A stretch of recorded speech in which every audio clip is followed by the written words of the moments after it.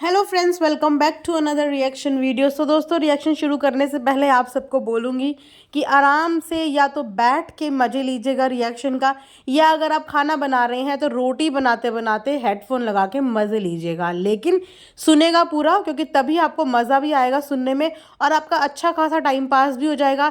साथ के साथ आपका काम भी होता रहेगा और आप लोग पॉडकास्ट इन्जॉय भी करते रहोगे। सर्दी में इससे बढ़िया और क्या होता है कि एंटरटेनमेंट भी मिलता रहे और साथ में हमारे काम भी चलते रहे। तो दोस्तों, पॉडकास्ट आज होने वाला है डब्बा के बारे में। बहुत सारे ऐसे पॉइंट्स थे जिन पे मुझे बात करनी थी। सो मैंने सोचा चलो आज शुरू करते हैं। आप लोगों ने कल का व्लॉग तो देखा ही होगा। उस व्लॉग के अंदर आपको बहुत सारी ऐसी चीज़ें दिखी होंगी जिसमें आप लोगों का खुद का भी मन कर रहा होगा कि यार या तो हम इस स्क्रीन के अंदर जाके इसको समझा दें, या कहीं से हमें एक वॉइस नोट मिल जाए कि हम जाके इसको सुना सुना के समझा दें। तो बस वैसे ही कुछ है। मैंने सोचा चलिए आप सबकी आवाज़ बन के आज मैं ही इन सब चीज़ों के बारे में रिएक्शन दे देती हूँ, बिकॉज मेरे पास बहुत सारे कमेंट्स आए थे, मल्टीपल कमेंट्स आए थे कि मैं इन टॉपिक्स पे बात करूँ। सो डेफिनेटली मैं ट्राई करूँगी सारे टॉपिक्स को कवर करने का, इसीलिए पॉडकास्ट को आप लोग पूरा ज़रूर सुनना। तो शुरू करते हैं। कंप्लेन नंबर 1 जो कि ऑडियंस इनसे कर रही है वो ये कि जिस तरीके से डब्बा का वज़न बढ़ता जा रहा है ना डे बाय डे, उसी तरीके से डब्बे का दुपट्टे का साइज़ डे बाय डे कम होता जा रहा है। बोलिए, अग्री करते हैं या नहीं? देखिए, मैं ये नहीं बोलती कि दुपट्टा ओढ़ना बहुत ज़्यादा ज़रूरी है या मैं ऐसी किसी मेंटालिटी को प्रमोट कर रही हूँ। मैं इन्हीं की बात का इन्हीं को जवाब दे रही हूँ। इससे पहले मैंने इस चीज़ के बारे में कभी बात नहीं की, बट मेरे पास कुछ ऐसी क्लिप्स आई, मेरे पास कुछ ऐसी वीडियोज़ आई जिसमें डब्बा ने अपनी हिजाब की जर्नी बताई है। मतलब कि हिजाब क्यों पहनना चाहिए, कैसे पहनना चाहिए, उसके क्या तौर तरीके होते हैं और उन्होंने क्यों हिजाब पहना। तो अपनी मर्ज़ी से उन्होंने इस हिजाब को लिया था, अपनी मर्ज़ी से उन्होंने इसको पहना और उनका कहना यही था कि हिजाब आप तब पहनिए, तब कैरी करिए जब आप इसके लिए मेंटली प्रिपेयर हैं। यानी कि ये नहीं कि आपने फैशन में आज डाला और 4 दिन बाद आपने उतार दिया। ये खुद के डब्बा के बोले हुए वर्ड्स हैं जो मैंने एक वीडियो में सुने और मैं इस चीज़ को लेके हैरान रह गई कि मतलब तब में और अब में डब्बा में कितने ड्रास्टिक चेंज आ गए हैं। वाकई में इनके दुपट्टे का साइड छोटा होते होते स्टॉल से भी छोटा अब तो लिटरली गमछा बन गया है। जो गमछा हमारे दिहाड़ी मजदूरी वाले भाई लोग, हमारे गोलगप्पे खिलाने वाले भाई लोग पहनते हैं ना, वो बेचारे दिन भर इतनी मेहनत करते हैं कि उस गमछे का उन्हें इतना यूज़ होता है, इतना यूज़ होता है, कभी ठंड बचाने के लिए, कभी अपने गीले हाथ पोंछने के लिए, कभी अपना पसीना पोंछने के लिए। तो उनके लिए तो गमछा उनकी कपड़ों का एक महत्वपूर्ण हिस्सा है जिसे वो हमेशा पहन के रखते हैं, बिकॉज वो सारा दिन मेहनत करते हैं। लेकिन डब्बा को इस गमछे की क्या ज़रूरत है, क्योंकि पसीने का पा भी उसके अंदर से निकलता नहीं है, लेकिन फिर भी उसको हमारे दिहाड़ी मजदूरी वाले भाइयों की नकल मारनी है, अपनी खुद से एक्सेप्ट करी हुई चीज़ को फॉलो नहीं करना। शायद यही रीज़न है कि डब्बा से बहुत सारे लोग इस वजह से भी नाराज़ हैं कि डब्बा ने एक कमिटमेंट किया था खुद से भी और पब्लिकली भी। बिकॉज क्या होता है ना, जब आप खुद से कोई कमिटमेंट करते हो तो उस कमिटमेंट को तोड़ भी दो तो किसी को पता नहीं चलता, बिकॉज आपने वो खुद से किया हुआ है। लेकिन जो कमिटमेंट आप पब्लिकली कर देते हो और उसके ऊपर आप इतने बड़े बड़े बोल बच्चन बोल देते हो एंड सडनली आप उस कमिटमेंट को भी भूल जाओ और वो सब चीज़ें करना छोड़ दो, तो भैया ऑडियंस तो बोलेगी ना कि ये क्या ड्रामा है। पहले कुछ और बोल के हमारा प्यार हासिल किया, अब कुछ और बोल के आप ये सब कर रहे हो। तो बस वही रीज़न है कि डब्बा के दुपट्टे के ऊपर आए दिन उनको टोका टोकी लोगों की चलती रहती है। वेल, ऐसी बात नहीं है कि जो लोग हिजाब कैरी करते हैं वो लोग बहुत आउटडेटेड लगते हैं या बिल्कुल फैशनेबल नहीं लगते। मेरे जिम में भी एक लड़की है जो हिजाब पहनती है। मतलब आज मुझे 6-7 महीने हो गए, मैंने उसको हमेशा से हिजाब में देखा है और इतनी हैवी वर्कआउट वो करती है, इतनी हैवी एक्सरसाइज वो करती है और यकीन मानो इतनी स्मार्ट और इतनी डिग्निफाइड लगती है वो हिजाब में कि कोई नॉर्मल लड़की भी उसके आगे फेल है। इतने प्रॉपर तरीके से उसने अपना हिजाब अपने सर पे बांधा होता है कि मजा ले कोई भी वर्कआउट या एक्सरसाइज करते हुए उसका 1 इंच भी यहाँ से वहाँ सरक जाए। मतलब ये सोचे जिस तरीके का जिम वेयर उस तरीके का उसका हिजाब होता है। इतना प्रॉपर तरीके से वो अपने आप को मेंटेन करके लाती है और वाकई में बहुत खूबसूरत लगती है। और बात करें डब्बा की, तो डब्बा तो एक अच्छी खासी इन्फ्लुएंसर है जिनके पास पीआर के नाम पे इतने ज़्यादा फोकट फ्री के हिजाब आते हैं। आप इनके हिजाब की पिक्चर देखिए यार, ये खुद कितनी सुंदर लगती है हिजाब में। वैसे डब्बा की तारीफ करनी नहीं चाहिए, लेकिन मैं कोई चीज़ अच्छी लगती है तो उसकी तारीफ आपको पता ही है कि मैं कर देती हूँ मुंह पे ही। अगर मैं बुराई मुंह पे कर देती हूँ तो मैं तारीफ भी मुंह पे कर देती हूँ। पीआर एक्टिविटीज़ में इसके पास जितने भी हिजाब आते हैं, जब ये उनको पहनती है तो इतनी स्लिम भी लगती है और इतनी सुंदर भी लगती है। लेकिन जब वही चीज़ें इसको कहीं डेली लाइफ में पहननी पड़ जाए या किसी स्पेशल ओकेजन में पहननी पड़ जाए तो ये पता नहीं क्यों टेंट का बोरा लेकर गमछा धारण करके पहुँच जाती है। अब आप इनका ताज वाला व्लॉग ही देख लीजिए। ताज होटल में मतलब इनके बच्चों का वहाँ जाने का ड्रीम था।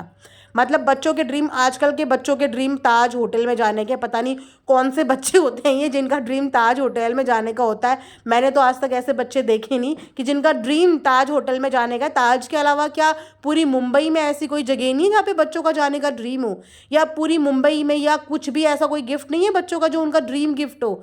बच्चों का ड्रीम ताज होटल में जाना, वाह। चलिए ठीक है, इनके घर के बच्चे हैं, कुछ भी ड्रीम्स हो सकते हैं उनके, मतलब और घर के बच्चों से डिफरेंट ही ड्रीम होंगे, बिकॉज घर और लोग ही डिफरेंट हैं। तो वेल, ताज होटल में गए और पहनावा देखिए इनका, मतलब वहाँ तो कम से कम ढंग से चले जाते, कुछ तो अपनी क्लास का ख्याल कर लेते, कुछ तो ये ख्याल कर लेते कि 3-3.5 मिलियन की जनता आपको देखती है, आपके बारे में क्या सोचेगी। कुछ तो अपनी व्लॉगिंग की ही इज्जत रख लेते, कुछ यूट्यूब की इज्जत रख लेते, कुछ तो बन ठन के चले जाते। मतलब वहाँ भी गमछा ओढ़ के मैडम जी चल दी हैं। अब चल तो दी हैं, लेकिन मैडम का वहाँ पे 1500 पर पर्सन का मिनिमम ऑर्डर देने के लिए कंजूसी झलक रही है। मतलब इन मैडम को इतनी शर्म नहीं है कि वहाँ का व्लॉग बना के ये उससे दुगना तिगना कमा लेंगी, लेकिन वहाँ पे पर पर्सन 1500 रुपये इनको खर्च करने में इतनी परेशानी हो रही है। अरे 1500 रुपये में नॉर्मल, अगर आप आजकल किसी बुफे भी अटेंड करो ना कहीं का, किसी नॉर्मल रेस्टोरेंट का भी, तो मिनिमम पर पर्सन 1500 से 2000 होता ही है। लेकिन इनको 1500 रुपये खर्च करते हुए भी इतनी परेशानी हो रही थी कि पता नहीं इन्होंने क्या मन सोच के वहाँ पे खर्च किया होगा। एंड आई थिंक मेन्यू पे रेट देख के ही ना इन्होंने वहाँ का खाना ही कैंसिल कर दिया होगा। बाकी सब तो इन्होंने बहाने बनाए, इन्हें लगा होगा कि मैं इतना खर्च क्यों कर दूँ, वो भी मैं बर्थडे पे इतना खर्च कर दूँ, ऊपर से मैंने गिफ्ट भी लिए हैं, मैं इतना खर्च क्यों कर दूँ। मतलब ताज ना हो गया कोई म्यूज़ियम हो गया कि बच्चों की इच्छा थी तो म्यूज़ियम में घुमाया, लेकिन खाने के नाम पे मेन्यू में रेट देख के हम लोग पैर पीछे करके वहाँ से दौड़ आए। तो ये तो इनकी हरकतें, मतलब अपनी ऊपर बात करवाने से बाज नहीं आएंगे। ऊपर से सबसे बड़ा पचका, मतलब मैं पचका क्या बोलूँ, इतनी गंदी हरकत, वाहियात हरकत। ये लोग एक तरफ बनते हैं इतने बड़े इन्फ्लुएंसर, एक तरफ वो फ़नी, उनके तो डे बाय डे भैया फैशन ही बनते जा रहे हैं। मतलब अब ऐसा लग रहा है कि बस फ़नी ने पहले दांत रगड़वाए, उसके बाद फ़नी ने अपने हुलिया चेंज करा, पैंट कुर्ते पजामे से फ़नी आ गया है अब शॉर्ट्स में, बाल आधे उन्होंने साफ़ करवा दी, कटोरा कटिंग करवा दी है। ठीक है, तो अब तो फ़नी सोच रहे हैं कि बस मुझे कोई मॉडलिंग में भेज दें, मैं मॉडल बन जाऊँ वहाँ का। खैर मॉडल बनेंगे भी तो किसके बनेंगे, कौन सा ब्रांड तुम्हें लेगा। देखो और कोई ले ना ले, 5 सुपारी वाला ब्रांड तो इन्हें ले ही लेगा, उसका अच्छा प्रमोशन कर देंगे, ये आता भी है और स्किल्स भी अंदर है, तो खैर उसका प्रमोशन तो ये कर ही देंगे। सो फ़नी भी वहाँ जाके ऐसा भौचक्का सा फील कर रहा था। सैंडविच के अंदर चीज़ है, फ़नी को यही नहीं पता कि सैंडविच के अंदर चीज़ है।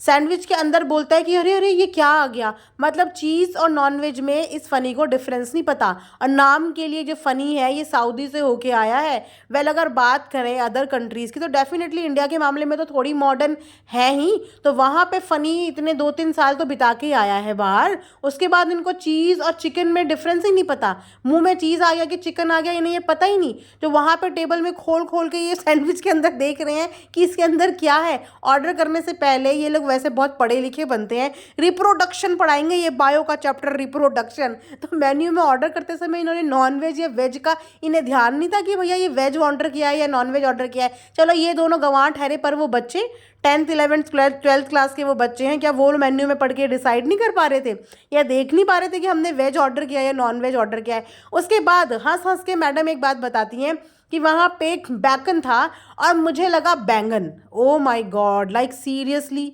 इनको इतना भी डिफरेंस नहीं पता। और ये लोग वैसे बनते हैं सो कॉल्ड सेलिब्रिटी के ननद जवाई जो भी बोलते होंगे, इनके यहाँ इनके घर में सेलिब्रिटीज़ कूट कूट के भरे हैं, जो आए दिन बर्थडे सेलिब्रेट हो JW में पहुँच जाते हैं। इतनी बार इन्होंने पार्टी करी है आउटडोर, इन लोगों को यही नहीं पता कि बैंगन और बैकन में क्या फ़र्क होता है, कि ये वहाँ पे खाने ही लग रहे थे। और इस बात पे उन्हें हंसी आ रही है कि मान लो फ़नी तुम खा लेते तो क्या होता, हा। बड़ी हंसी की बात है ना। खैर जो इस कम्युनिटी से बिलोंग करता होगा उनके लिए हंसी की बात नहीं होगी, बिकॉज ये चीज़ इस पर्टिकुलर कम्युनिटी के लिए काफ़ी बाउंडेड है। मतलब लोग नाम नहीं लेते, मुझे इसीलिए पता है बिकॉज मेरी भी 2-3 फ्रेंड्स हैं और उनके थ्रू मुझे ये चीज़ें पता चली हैं कि वो इस वर्ड का जिक्र भी अपने मुंह से नहीं करते, नाम भी वो लोग नहीं लेते। और उस पर डब्बा को इतनी हंसी आ रही है कि मान लो बाई चांस अगर फ़नी खा लेता तो मेरे ख्याल से तो ये हंस हंस के वो भी बताती कि हा हनी ने बैकन खा लिया बैंगन समझ के। तो मतलब ऐसी तो इसकी हालत है। मुझे पता है कि जिन लोगों को इस बारे में नॉलेज होगी उन लोगों को कितना बुरा लग रहा होगा इनकी ये बचकान हरकतें देख के। तो मुझे लगता है कि अपनी उम्र के साथ साथ ना डब्बा छोटी छोटी होती चली जा रही है। मुझे लगता है बच्चों को बच्चा कहते कहते ना अपने अंदर भी वो अपने आप को भी बच्चा ही समझ रही है, लेकिन उन्हें ये नहीं पता कि वो बच्ची नहीं है। ठीक है, तो थोड़ा सा बचपना अपना छोड़ के बड़प्पन दिखाओ, थोड़ा बड़े हो जाओ। खुद बड़े होगे तभी तो बच्चों को भी बड़ा कर पाओगे, वरना ना तो खुद बड़े हो पाओगे ना बच्चों को बड़ा कर पाओगे। सिर्फ पैसे या फ्लैट लेने से या प्लॉट लेने से इंसान बड़ी नहीं होता। अपने ब्रेन, अपने दिमाग और अपने औरे और औहदे से भी इंसान बड़ा होता है। तो थोड़ा उसका यूज़ करो, जैसे कि तुम्हारा भाई कहता है सही चीज़ें करो, गलत चीज़ें मत करो। तो सबसे पहले तो वो सही चीज़ें करने की तुम लोगों को ज़रूरत है, क्योंकि तुम्हारे ही घर से ये सब चीज़ें गलत होती हैं। बाकी तो ज्ञान लोग तब लेंगे ना जब आप लोग खुद इस ज्ञान को अपने अंदर लोगे। तो प्लीज़ सही चीज़ें करो, गलत चीज़ें मत करो, बच्चों को सही ज्ञान दो और सही डायरेक्शन में लेके जाओ। यही बात का रिएक्शन एंड करती हूँ। आई होप आप लोगों ने एंजॉय किया होगा, कोई पॉइंट मिस हुए होंगे तो कमेंट सेक्शन में ज़रूर बताना, और साथ ही साथ ये भी बताना कि आपको रिएक्शन कैसा लगा। Thanks for watching earth mom Dehradun.